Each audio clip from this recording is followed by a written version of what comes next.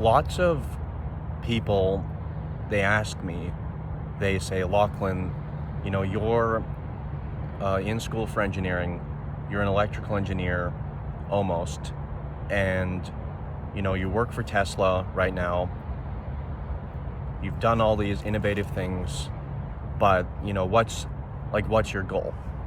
Do you want to work for Elon Musk long term? Do you want to do a startup? Do you want to work for Apple? Do you want to work for Google? Do you want to work for Boeing? Do you want to go into politics? What do you want to do? And I guess for a while, I never really had, a substantive answer, an amazing answer. Because obviously it would be great if I could be a staff engineer at Tesla. It would be amazing. And, my time at Tesla, I love everything I've done there. You learn a lot and you work very fast. And I've thought about that path, and I've thought about politics, and I also wanted to be a dentist for a long time. But, somewhere in there is also an itch for some type of, founding something that is all mine. That's by myself. That's by myself, and then with others working on the vision. And I've come to San Francisco, and in maybe day and a half, 2 days, short days, I've met up with people that are shipping apps. They're making more money than they would have made at software engineering internships. I've met up with people that are running autonomous forklift companies. I've met up with software engineers living in these super tiny little apartments, but they're making it work. And I've seen the city of San Francisco just a little bit so far, but I've gotten kind of an essence of the place. And the first thing that I notice about it is the aesthetics of it. The aesthetics of San Francisco are unlike anything I've ever seen before. I'm sitting right here, and you can see the entire harbor of San Francisco. And I'm just looking out over the harbor here and looking out at the Golden Gate Bridge. And it really is one of those special places in the world, I think. And I think people were right about it, this suggestion that you should just move to San Francisco and the rest will figure it out. So I guess I kind of find myself sitting at a crossroads where my intention is, of course, to eventually finish my degree in Canada and become an engineer. But the divergence that I've seen between how people are thinking about life and about technology in Canada, and about technology in Austin and San Francisco, New York, Boston, all these tech hubs of the world, there really is something going on with American dynamism and the hard tech scene. A lot of the places in San Francisco, people say San Francisco is very expensive. If you look at what's costing a lot of money in San Francisco, it's the apartments that are turned into offices, or vice versa, for software as a service companies. But if you go down, even in San Francisco proper, and this gets even more true as you go into the outer neighborhoods like Berkeley, you begin to see that there is tons of industrial space that is just almost sitting there for nothing, because the software boom was just so quick and expansive and so powerful that all of San Francisco is basically drunk on SaaS money. And there's lots of companies that are now realizing that America does need to reindustrialize. The Western world, Western civilization as a whole needs to reindustrialize. And now that opportunity, the people that were saying that San Francisco is maybe dead in terms of the tech scene, the hard tech scene, I don't know if that's going to be true in the next 2, 3, 5 years, because I've been to places like El Segundo where there is this ridiculous dynamism between all these hard tech founders, lots of Teal fellows, lots of innovators, people running $1 million companies at the age of 25. And I've seen that there's the dynamism there in El Segundo. They definitely have that. And I guess I came to San Francisco to see if they have that as well. And I've been meeting with founders, meeting with companies, trying to absorb the ethos of what really is going on in this city. And I think maybe there's an argument to be bullish on the hard tech scene in San Francisco as well, just based on what I've seen being here for 2 days and the quality of the founders. So I guess what I would say is that maybe it's not over for San Francisco in terms of hard tech. I don't know if the future of San Francisco is assured at this point, but I feel like San Francisco probably could experience like a great renaissance, pretty significant renaissance in hard tech, because that is where the world, I think, is ultimately moving.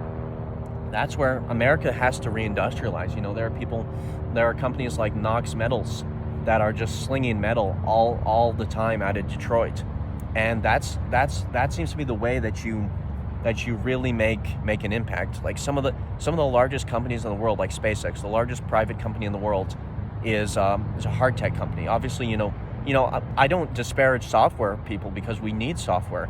We obviously need software. Like the powerful combination is going to be hard tech and then software, because autonomy is a huge bastion of untapped value. And what I think people get wrong is, they tend to maybe say we don't need software founders or software people that are good at software. We definitely do, especially in the age of AI slop. We definitely need more software people that are really taking their craft seriously. We need people that are kind of willing to become the Mozart of software. Really dig into it and understand everything. Because a lot of the new grads coming out of universities are just they just don't have that knowledge. They're not really in love with the software to the point where they get so intuitive at it that they know how everything works behind the scenes and they can really make an impact. So we're definitely not at a point where software, is a low-class profession. I don't think it ever was. I think there were low-class things that people were doing with software, like some of the apps that were getting pushed out in the Bay. Lots of people were suggesting, Peter Thiel kind of has this suggestion: do we really need another food delivery app? And I think everyone's kind of got to the point where they say we probably don't. But for a long time, that was almost like late stage capitalism run amok, where you have what we should be building, what we should build, and then you have what the market says we should build. So it was profitable for a long time to make Uber, DoorDash, all these things, which are great companies. But I don't know if you're meeting people in San Francisco that they've got $2 million in seed funding, and they're running these businesses where their goal is to make logistics so fast that everything, the entire world, is essentially connected all together, just because of how fast things move. And ultimately, that is, I think, the promise of autonomy. That's truly, and you look at companies like Tesla that are betting on, their publicly available plans are that they're betting on AI and robotics. And if you look at Optimus, if you look at the demos they put out with Optimus, it's very obvious that is going to be a big bet. And lots of robotics startups like Figure as well are doing great work in that scene. So I guess that makes me reflect on what I think is like where does Canada fit in. And I guess my critique is at this point not very positive, because I go to the University of Victoria in Canada, and it's a great school in the sense that, the people are very good. The professors, know what they're doing. They're competent. But Canada as a whole is just missing that secret sauce.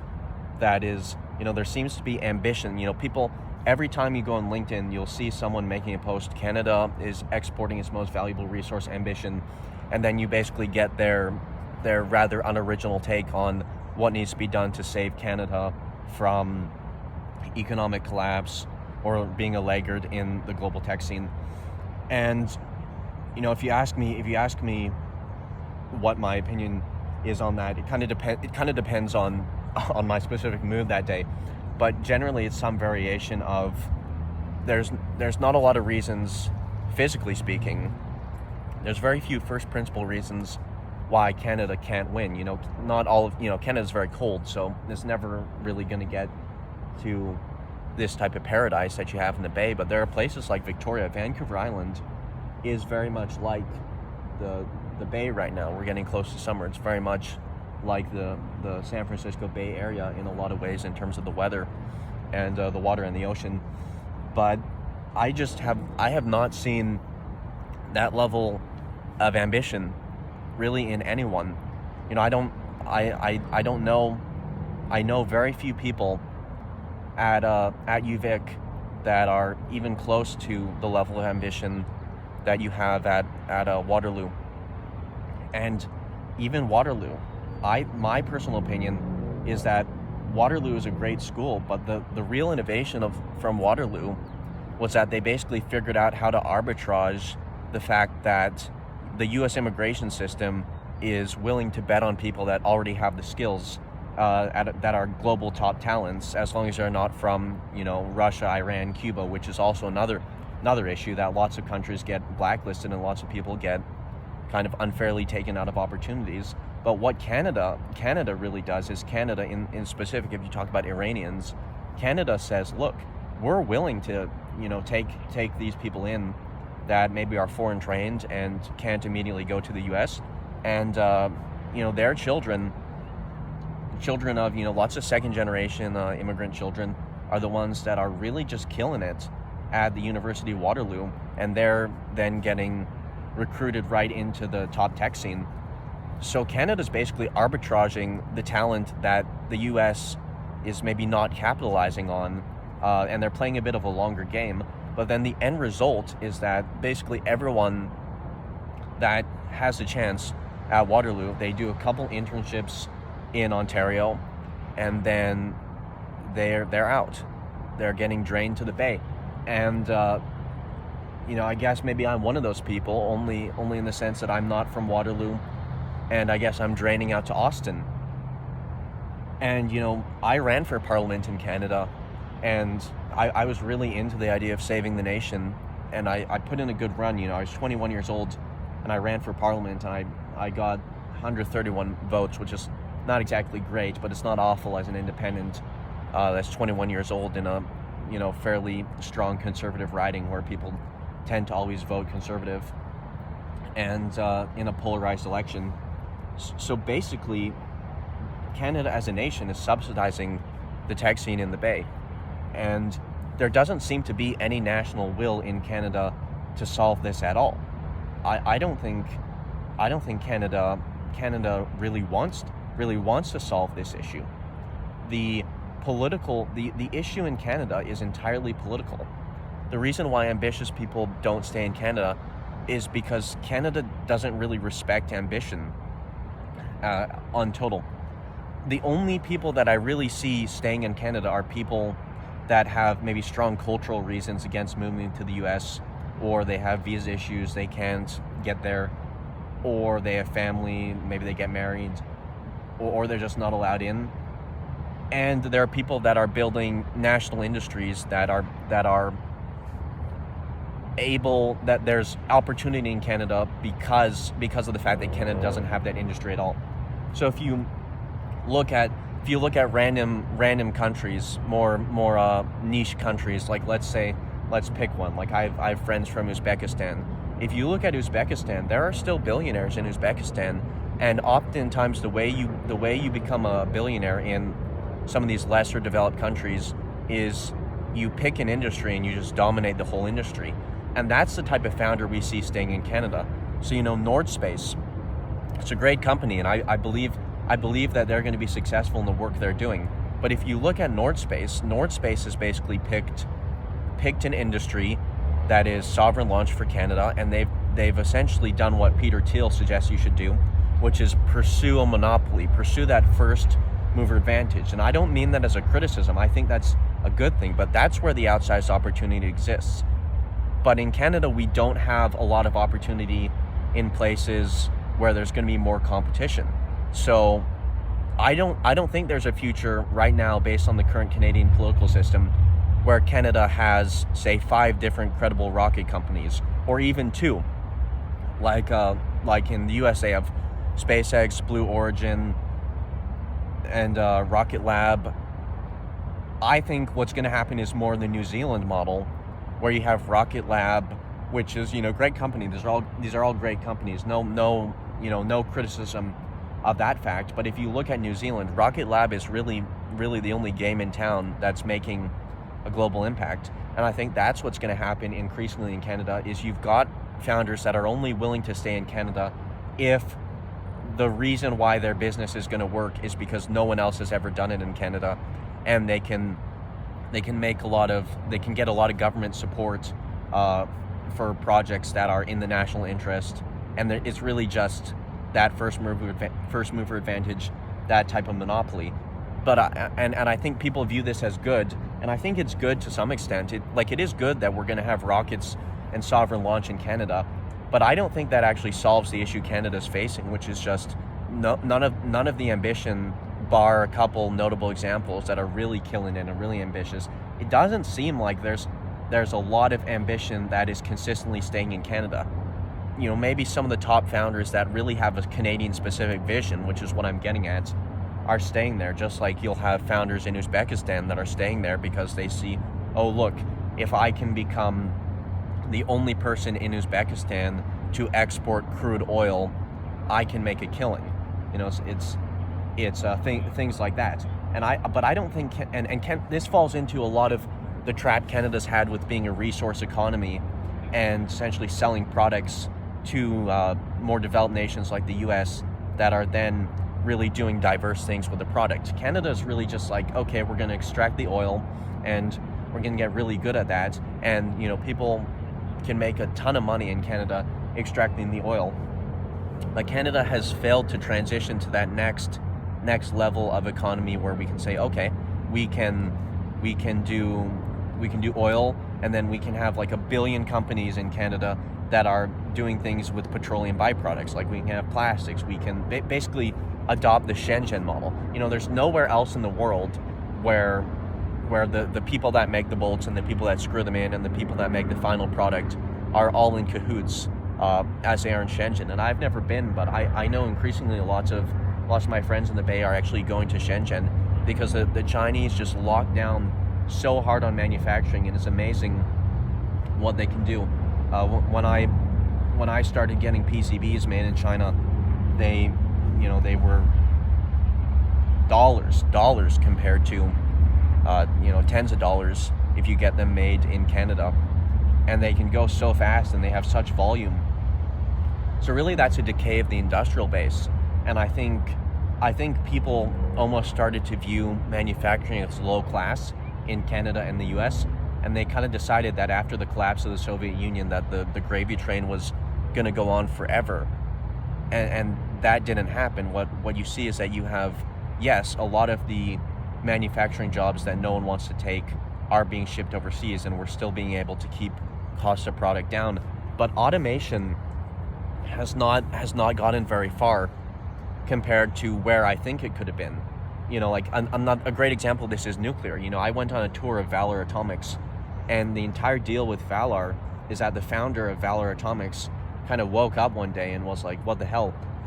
And he had some family involvement in the Manhattan Project. And he was like, why? There's no first principles reason why nuclear shouldn't work.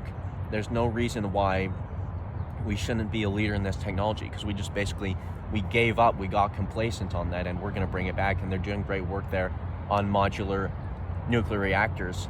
That's what happened in Canada and the US as it relates to the manufacturing base.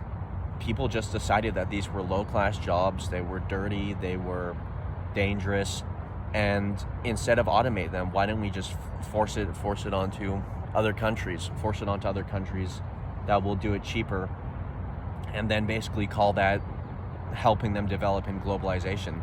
And Peter Thiel talks about this in 0 to 1. You can either go from 0 to 1, or you can go from 1 to N, which is globalization. Canada basically leaned in on globalization in terms of manufacturing, and the Bay Area leaned very hard on globalization in terms of manufacturing.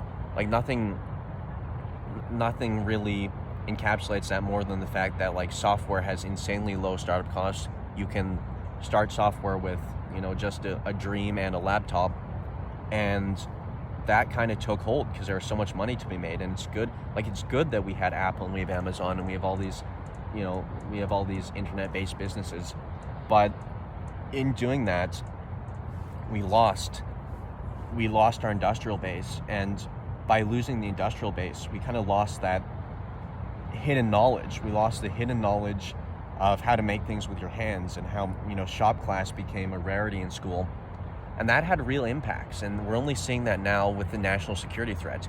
People only seem to wise up to that when they saw that the Chinese could produce hundreds of thousands of drones with DJI compared to our thousands of drones. And the war in Ukraine really woke people up to that. And so now we kind of find ourselves in a position where people have seen that countries like China are industrializing, and that's having major military benefits. And then we also find ourselves in a position where founders are starting to see, wait a minute, the most valuable private company in the world is SpaceX. That's a hard tech company. So maybe there's a way to do something that is going to keep America on top militarily, and it's going to make the industrial base revive itself, and it's going to make a ton of money. Because this is all downstream from defense. Anduril is a great company, very inspiring. Everyone's on board with the idea that we need hard tech for defense. At least now they are. Maybe there was some reluctance to work with the defense sector in Silicon Valley, which I think is shameful.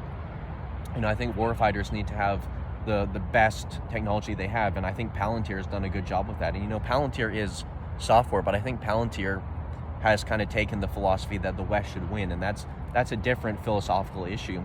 But I really think what's happening is that people saw that the defense tech seems to be downstream of the industrial base. So there's been a revival in hard tech for defense tech, like Anduril. Stated goal of Anduril is how can we produce hundreds of thousands of these munitions if we need to, God forbid, if there's a global war. And then that started waking people up, because when you go to startup events, a lot of the talent is ex-Anduril, ex-Tesla, SpaceX, Boring Company, Blue Origin, all these hard tech companies that a lot of them started from cars. Basically they started in stereotypical manufacturing hard tech intensive industries, and the defense has really galvanized that. And now people are waking up and they're saying, okay, well, if we're able to revive the industrial base and people are interested in this problem, and we have to solve this problem if we want to continue as a society, what is stopping me from making an autonomous forklift? Fundamentally, what's stopping us from reindustrializing Detroit? So then you get guys like Zanet and Knox Metals that are just saying, okay, well, what if I took metal and I cut it?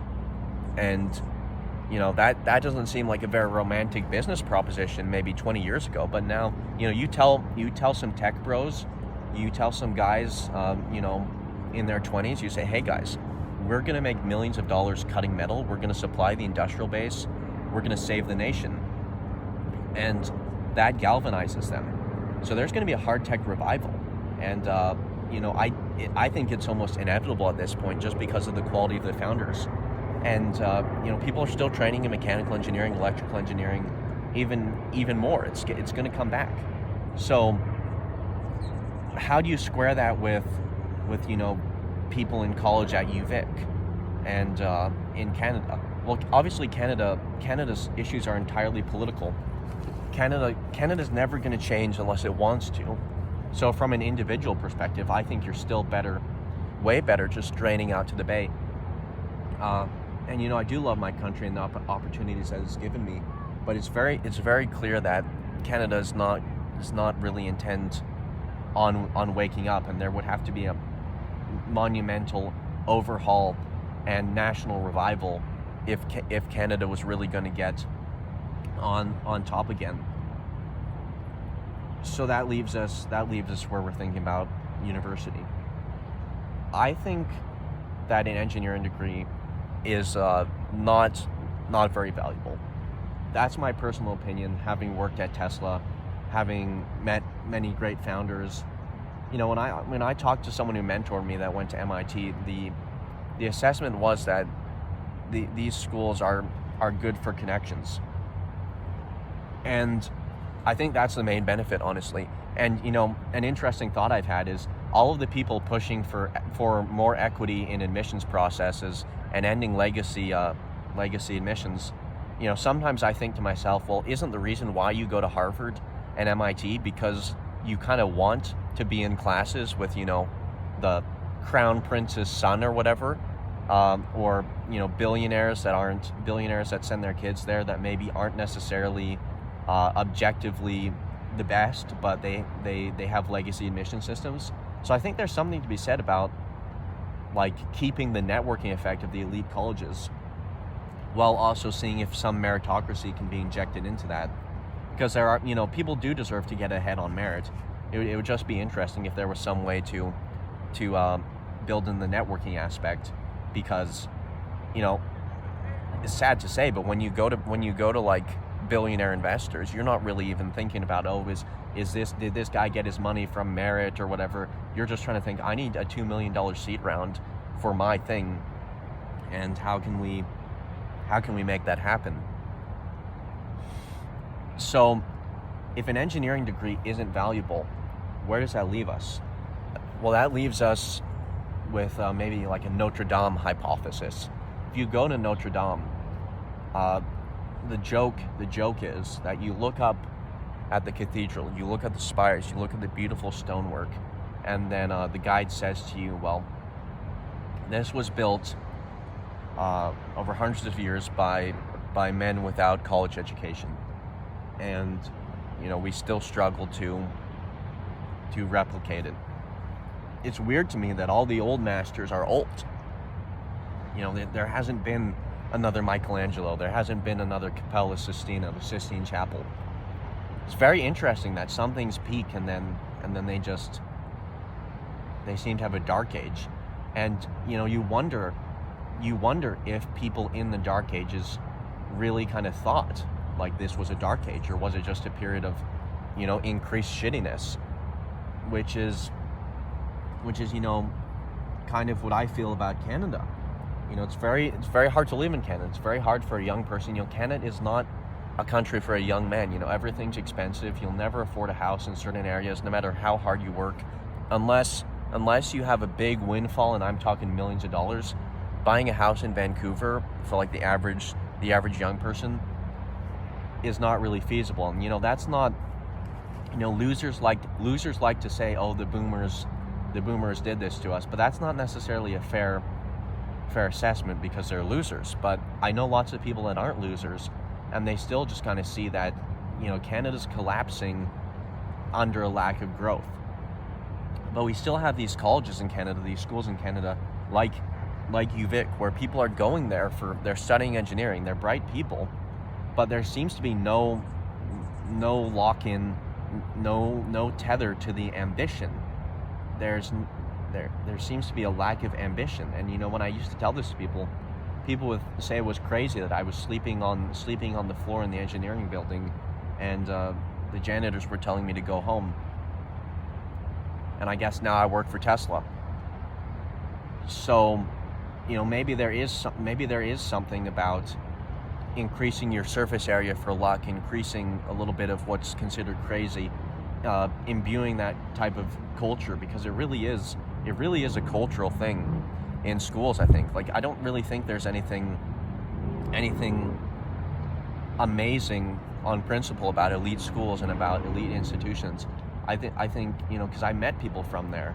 And they're smart people, but they're not necessarily 100 times smarter than you are. I think a lot of what happens is people are given the permission to be great. And when you go to some place like San Francisco, maybe it doesn't do justice, but the view of the Golden Gate Bridge right now is just divine, and the sky is clear, and this is an inspiring place. Just being here a couple days, it's an inspiring place. Same thing with Austin. There is that sense of there's energy there, and I don't feel the same energy when I go to UVic. I don't feel the same energy at McGill. I don't feel the same energy, and I want to bring that back. I want to bring that back to Canada, and I just don't feel like there's anyone willing to listen, because it's like a math problem. It's a game theory problem. If you're the first person to defect, what's the benefit? What is the real benefit if you're the only person that's going to die on the hill of, well, we need to save Canada? If no one else seems to care, if even the politicians don't care about saving Canada writ large. I use Twitter, so I put a post under Pierre Poilievre, the leader of the opposition in Canada, who was going to be the prime minister until he lost miserably to Carney. I put a post that said, "Canada's cooked, it's over," and he liked and reposted that post, which just kind of shows the depressing state of the nation, where you just you make an off-the-cuff comment intended to be humorous, and you've got the potential future prime minister just parroting that the country's cooked, and I don't really think anything's ever cooked beyond salvage. If you look at Japan was a destroyed nation in 1945, and now it's a modern nation. If you look at the Bay Area, like people came here when it was a frontier, when it was a gold mining town, and now this is what they made. So for me, it seems like the right place for me to be is in a place where there's people with ambition that are going to push you. I always think of like the Mozart movie. You want to be Mozart, not Salieri. And Salieri was always jealous of Mozart, and because he could recognize the talent, but he could never replicate it. And you have to find something that you're the Mozart of. When I make circuit boards, I make circuit boards that I think are beautiful, and I try to put in that beauty into them, because Steve Jobs knew that there was, maybe Steve Jobs wasn't the most technical person, I don't know, but it seems like a lot of the engineering people I meet, especially older ones, they're almost bitter and skeptical of greatness. And even a lot of my peers, my peers are 20, 21, they're skeptical of the idea of greatness and beauty and endowing the world with your vision. I with my partner, I won $50, which is basically nothing compared to what the project cost me, but I won some money because I built a snail clock for one of my project courses at UVic, and it was ridiculously tasteful. It was anodized aluminum and a circuit board that had the hands from the Sistine Chapel from Michelangelo, where the hands are coming down between God and Adam, but they're not touching. It was probably the most beautiful thing I've ever made, and the title that I emblazoned on the board was Creatio ex nihilo, which is creation from nothing. And there is, there's a motif that like creation is an inspired act, and I don't really see that in engineering anymore, because I think we've gone too academic. We've financialized everything. Y Combinator. I kind of think that Y Combinator's financialized the model of startups, and I'm happy to change my opinion on this, because maybe I don't see everything in it, and this is not a criticism writ large of the value they're bringing. I just wonder, and I could be wrong, but I wonder if the romance, the idea of the romance. And I spoke with an engineer, and he said, why do you care about the romance? I wonder if the idea of the startup romantic, the Steve Jobs with no shoes building something, has been kind of replaced by the systems and processes that VCs like Y Combinator have built around how can we put in, Bay Area kids and push out startups. And, that's good for the economy and stuff. I just wonder if things have gotten so bad with the AI slop and the software because people are kind of disconnected from like a truly noble vision. Like, do they have something that they really strongly believe in, or is it just like, we're going to make SaaS and we're going to iterate fast and we're going to break things? Or is it just kind of like, this is Michelangelo saying that the figures that he carved out of the marble, they were already there. It was just his job to get them out. And maybe that also applies to people. I try to mentor some students and mentor the youth, and maybe mentor my peers to the extent that I know things, which maybe I have a lot to learn, and I'm always willing to hear what people want to say and what they want to teach me. But I try to mentor people, and I just find that there seems to be no real interest in taking a harder path that's maybe more fulfilling, in the sense that it speaks to your soul. It's something that you work on, that you don't work on because you want to be a big tech drone and you want to be a baller. You work on something because the world should have it. And it almost seems like, by definition, the only way you're ever really going to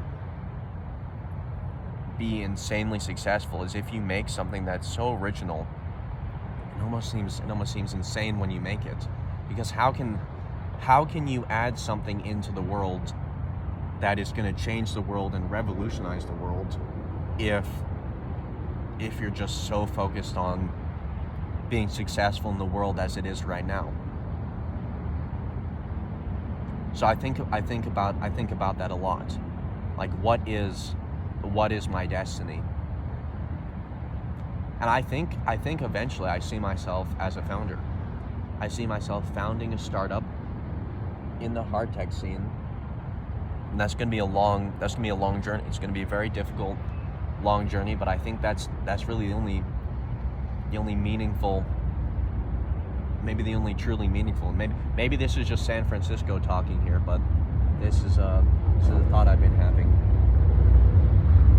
And how can we make Canada, if we want Canada to win, and I wish Canada the best, but if Canada really wants to win, Canada also needs to be a place where you can fail. You walk around San Francisco, there's just so much action, so much opportunity, and so much money here that you don't really feel like failure. You don't feel like failure is the end. But if you're in Mississauga, Montreal, Victoria, if you fail some tests at your engineering degree and you fail out of engineering, like, your dream is over. Your dream's over. There's not that as much flexibility. Nietzsche wrote, verily, thus Zarathustra is also a dancer. And that should be on a t-shirt.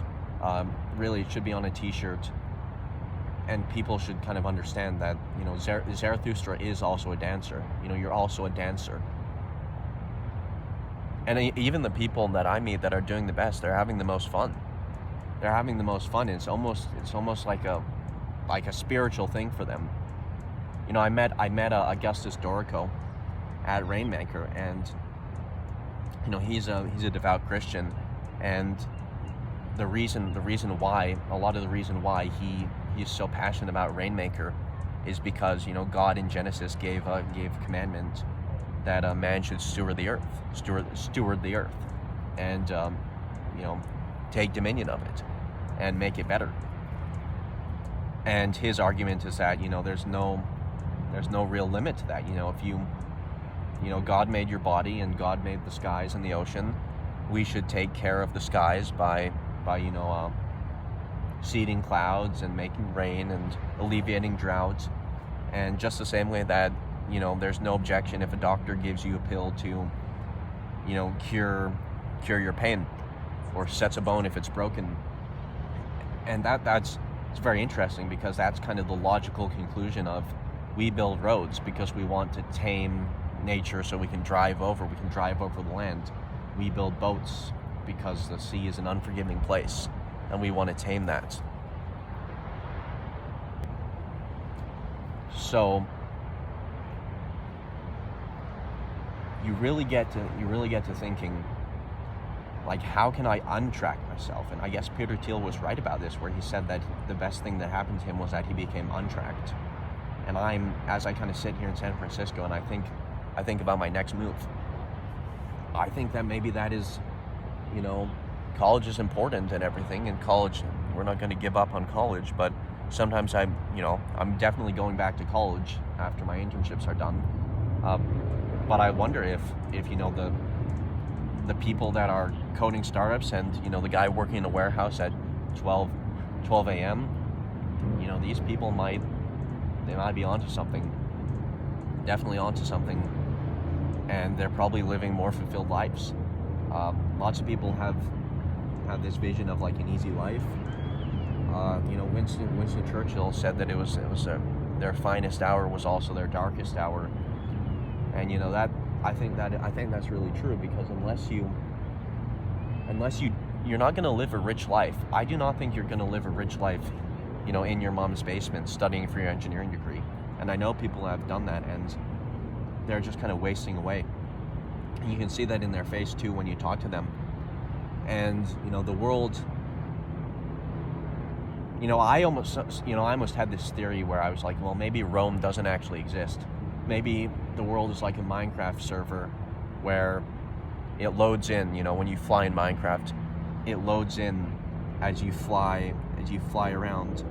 And maybe, because the world almost doesn't feel real if you spend your entire youth, in a city, going to school, going to the same place, and then you're tracked into college, and you get your food from a grocery store, like everything. Even the milk comes in a jar. Like everything's confined, it seems. And another point that I meditate on a lot. A lot of the startup kids in Silicon Valley, their motto is, "You can just do things." And I definitely have seen that. I've seen that in action. I think people underestimate agency. Agency is definitely a very interesting thing. When you play a video game, I guess you feel like you can just walk and do whatever you want, like Minecraft, right? In Minecraft, the world is your oyster. You can fly, you can do all these things, and I guess when people get into the real world where they can't fly, and decisions require a lot of work and a lot of pain and things, the world resists you. They kind of lose sight of that motto. And maybe it's not always fair to everyone to just say you can do things, because a lot of the people that do say this are, they're very privileged to have good families without any major issues. Some of them generational wealth. They're born in America. Lots of Americans. The Americans are good people, but lots of Americans really don't recognize how much of a lottery ticket it is to be born in America. Like, this is the land of opportunity. It's been called Schrodinger's country, because even if you look at Canada, Canada's right now, they're saying elbows up. They don't want to be annexed by the US, but look where Waterloo grads are going. Look where people are going when they're given a chance. A lot of the people that are willing to curse the United States for whatever XYZ grievance they have, they're moving here. Even the citizens that are here that have qualms with the government, no one ever really goes through the whole "I'm going to leave America."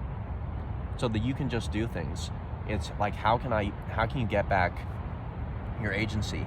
And I guess how have I practiced this in my own life? Well, I wanted to meet some startups in El Segundo, and I set up a meeting with them on Zoom, and I guess one of the engineers got busy and they ended up missing the meeting.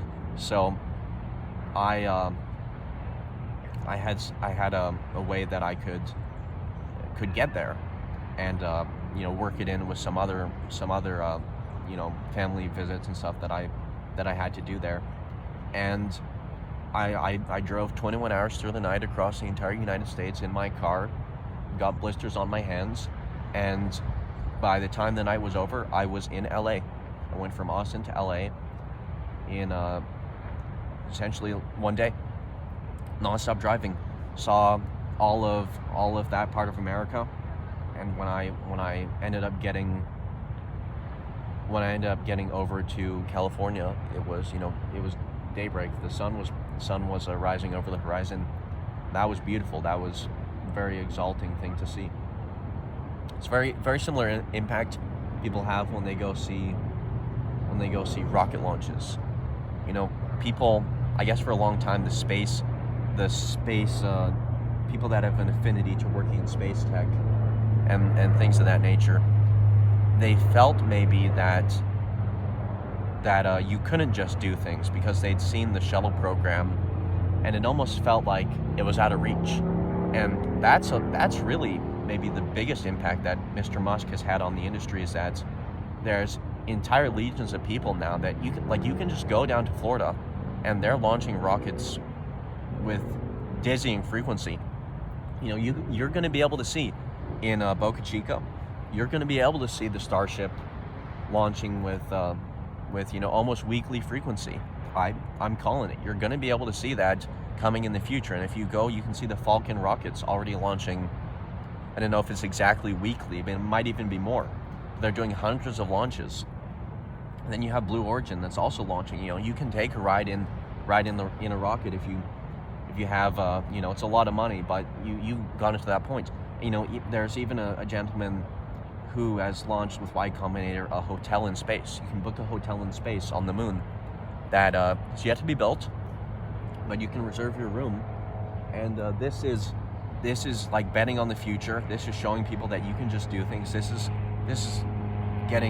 allowing people to get their agency back. And school tends to rob people of their agency. I see lots of the engineering students, because we have to do co-op at UVic. Lots of the engineering students that I know are just really not adept at finding jobs, because they apply on the UVic portal and they kind of take what they're going to be given. And I don't think that's how life works. I've never really lived that way. I try to kind of show other people, it's like you have talents. Like I know people that would hire you in these big tech companies if you they don't, because they don't know about you. You cannot market yourself all the time, obviously, but you can do a little more. Like, you don't even have a LinkedIn, and these people have emails that they have addresses. You can send letters to them. When I was working in the oil patch, and I wanted to get another internship in the oil industry, and I wrote up a letter to one of the VPs of Halliburton, which is like an oil extraction company technology. And I went down to downtown Calgary, and I found the office online, and I went to the building, and 3 security guards kind of blocked me from going in, and I said, I'm here, very respectfully in my suit. I said, I'm here with a letter for the gentleman. And they said, well, we can't let you go up, but the secretary will get the letter. And she came down. She was kind of surprised, and I said, this has worked for me in the past. And that's what I did, and I didn't get a call back. But, I don't believe that this is going to fail. I don't believe that this type of life strategy is going to fail, because, I've been sponsored by, for a while now, I've been sponsored by one of the largest PCB factories in China. And this is just by showing your work, building in public, just seeing how can I be fully alive. And that's really what is another shift in San Francisco, is that people care about your portfolio almost as much as they care about your degree. And that's really where engineering should go, because the guys that built Notre Dame, they didn't have university educations, but they had experience. And engineering used to be almost vocational. It used to be that it would be more vocational. And I see that coming back with Waterloo with the co-op program, which is renowned because they have just so much co-op in there, so much co-op that it's essentially a 5-6 year program. Realistically, they have so much co-op that by the time someone else from another university is applying to the same position, you've got a Waterloo grad that is applying with 3 experiences under their belt. And it's like bows and arrows versus nuclear weapons at that point, and they're able to dominate, and they're really proud of that, and they deserve that success. But the rest of Canada needs to embrace that model as well. That is how we would change the world. So what do I think I need to do? Well, I need to put myself in the right places, and I'm always happy to meet people that kind of know what's going on and are making cool things. And I think that my reflection upon coming here is that you need to put yourself in the right places. You need to put yourself in places where things are happening. Scott Galloway talks a lot about how, I don't want to misquote him exactly here, but his point was essentially that the vast majority of the economic output over the next X number of years is going to be concentrated in very few cities. And I believe that. I used to for a long time kind of believe, well, like if you're good enough, you'll find a way to make it happen. And I guess that's kind of like what I call like the Corsican thug thinking, because Napoleon Bonaparte, Emperor of the French, was from Corsica, which is a little island, near Italy off the coast of France, and he managed to make it all the way to being the Emperor of the French and a bunch of other titles, which I don't actually know because they're just so numerous. And he was fairly accomplished. Like him or hate him, he was doing stuff. And a lot of people tend to think, especially in Canada, they tend to think, well, that's a later problem. I'll put myself in places with ambition at a later date. That's a later problem. We'll deal with it later. I think people underestimate how formative these places can be. And I think that the focus on education is maybe misplaced, because I don't even think there's a lot of time in engineering school for people to kind of actually experiment and do things that people in Silicon Valley, in San Francisco, like the kids here that have taken gap years or taken time off, they can do. There's a little bit of freedom. No, there's a lot of freedom. There's a lot of freedom associated with being 21, not quite sure everything's going to work out, but you're in, the richest country in the world. You're in a place where people want you to win, where people believe in the future, and they're optimistic about the future. And I think, places like Austin, Texas, definitely that. Boca Chica, 100%, that's where SpaceX is. San Francisco, 100%. Boston, New York, I'd say Waterloo in Canada is one of these places. Maybe Dubai. I don't know a ton about other places globally, but things are definitely happening. Zurich would be a place like that. So really, the question for young people maybe isn't, well, how can I build my own community and just do everything myself? It should be more like, how can I go into places and kind of bring that knowledge back? Like, if you want to stay in your country or you have no other options, you can bring that spirit back.